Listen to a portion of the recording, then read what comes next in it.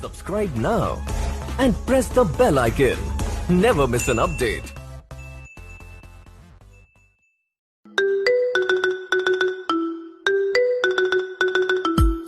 Hello dear viewers, इस video में हम class 6 science chapter 15 air around us का क्वेश्चन आंसर देखेंगे। तो पहला क्वेश्चन है what is the composition of air. तो इसमें हमें एयर के कंपोजिशन को बताना है, यानी एयर में क्या क्या चीजें पाई जाती हैं।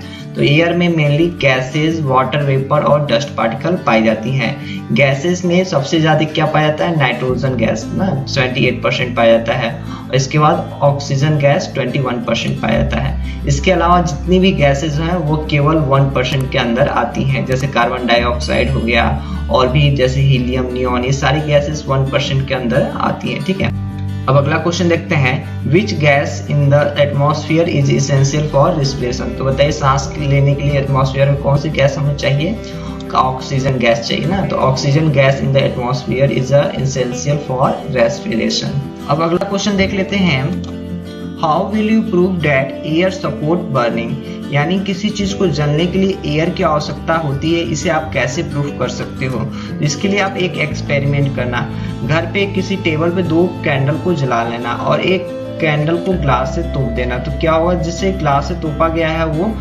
कैंडल कुछ देर बाद बुझ जाता है। तो इसका रीजन यही है क्योंकि जो ग्लास में एयर है वो खत्म हो जाता है, यानी इसमें जो ऑक्सीजन है एयर में वो खत्म हो जाता है, इस वजह से ये कैंडल बुझ जाता है।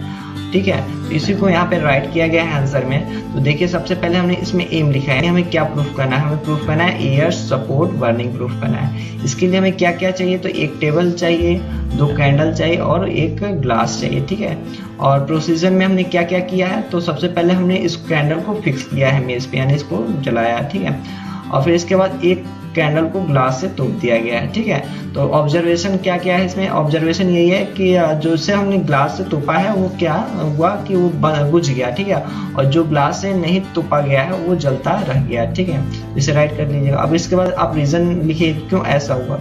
यह इसलिए ऐसा हुआ क्योंकि इसके अंदर का जो ऑक्सीजन था जिसे तोपा गया उसके अंदर का ऑक्सीजन वो खत्म हो जाता है, इस वजह से ये जो है कैंडल बुझ जाता है। ठीक है, जबकि दूसरा वाला कैंडल इसलिए जलता रह जाता है क्योंकि वो कॉन्टिन्यूअस एयर के सप्लाई में रहता है, इस वजह से। तो इस तरह ये प्रूफ हो गया कि किसी चीज को जलने के लिए एयर की आवश्यकता होती है। ठीक है, question number 4 how will you show that air is dissolve in water. तो आप किस तरह दिखा सकते हो कि वाटर में एयर डिजॉल्व होता है, यानी हवा घुला हुआ होता है। इसको दिखाने के लिए आप एक घर पे एक्सपेरिमेंट करना, किसी पेन में थोड़ा सा पानी लेकर उसे जब गैस पे गर्म करोगे तो उसके जो पेंदी में देखोगे छोटे छोटे एयर बबल्स आ जाते हैं। तो इससे ये प्रूफ होता है कि उस पानी में जो एयर होता है डिजॉल्व होता है, तभी ना उसके पेंदी में छोटे छोटे एयर बबल्स आ जाते हैं। तो इसी को यहाँ पे राइट किया गया है, तो आंसर आप देख कर राइट करना। अब अगला क्वेश्चन देखते हैं, question number 5 Why does a lump of cotton wool sink in the water।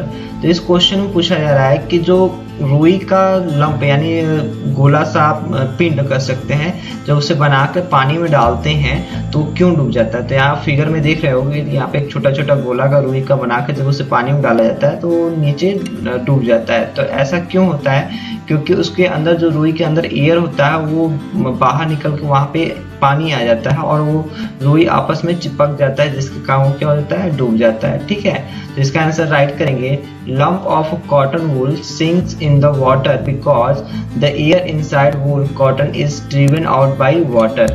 The layer stick together hence lump sink. Question number 6 The layer of air around the earth is known as। तो अर्थ के चारों ओर air का जो layer पाया जाता है उसे क्या कहते हैं, एटमॉस्फेयर कहते हैं। तो इसका आंसर राइट करेंगे एटमॉस्फेयर। अगला देखते हैं the component of air used by the green plants to make their food is. तो खाना बनाने के लिए पौधों को कौन सा एयर का कंपोनेंट चाहिए होता है, कार्बन डाइऑक्साइड चाहिए होता है। ठीक है, तो जो ग्रीन प्लांट होते हैं फोटोसिंथेसिस के द्वारा कार्बन डाइऑक्साइड और सनलाइट के प्रेजेंस में अपना भोजन बनाते हैं। ठीक है, तो आपको पता ही होगा। अगला क्वेश्चन देखते हैं list 5 activities that are possible due to the presence of air. तो हमें 5 ऐसी एक्टिविटीज लिखनी है जो कि एयर के कारण होती हैं, ठीक है। तो सबसे पहला एक्टिविटी राइट करेंगे मूवमेंट ऑफ साउंड, यानी साउंड को चलने के लिए एयर की आवश्यकता होती है, ठीक है। बिना एयर के साउंड एक स्थान से दूसरे स्थान तक नहीं पहुंच सकता है, ठीक है। अगला पॉइंट राइट करेंगे respiration in all living organism, किसी भी ऑर्गेनिज्म को सांस लेने के लिए भी एयर की आवश्यकता होती है। बर्निंग ऑफ अ सबस्टेंस, किसी चीज को जलने के लिए भी एयर चाहिए।